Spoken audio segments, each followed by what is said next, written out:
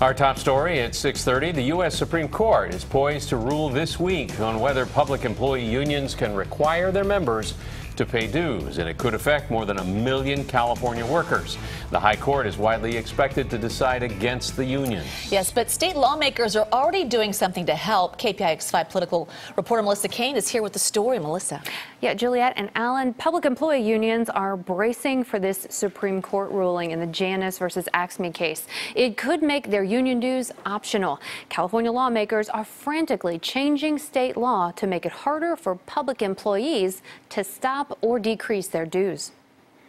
There is an attempt right now to chip away at collective power. That is what these dues represent. In California, there are some 1.5 million state and local public employees, and almost all of them are unionized. So in anticipation of a Supreme Court ruling in the Janus case, Democrats in Sacramento are pushing through laws that make it harder for public employees to stop paying dues. We're moving on to Assembly Bill 1832, the General Government and Public Employment. One bill, AB 1832, contains some 40 changes to state employment law, and it's attached to the state budget in something called a trailer bill, which shields it from the normal public process. It's quicker, and there are a lot more conversations behind closed doors as opposed to in policy committees where you're sort of airing these concerns. One part of the bill says public employees who want to opt out of dues have to submit the request to the union, not the employer. And the request has to comply with whatever fine print is in the initial agreement to pay dues. And public employers can't freely tell employees about any of this.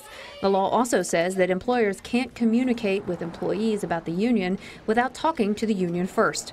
The California Labor Federation says this makes sense. If you're going to tell the workforce about their union rights, talk to the union about it. If you can't agree, put out what you want to, exactly what you want to say to them, and put out what the union has to say to them about their rights to be part of a union. But some public employers object. Additionally, with regard to the mass communications, as employers, we have the right to provide factual information to our employees. To further prevent any anti-union influence, the bill also makes public employee orientation a secret. Nikki Moore is legal counsel to the California Publishers Association. The provision that makes it confidential to have the date, time, location of an employee orientation confidential.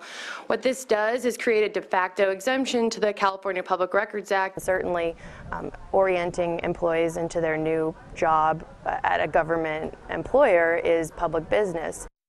Now, we did reach out to the California Labor Federation and the state's largest public employee union, SEIU, but both declined to speak with us on camera.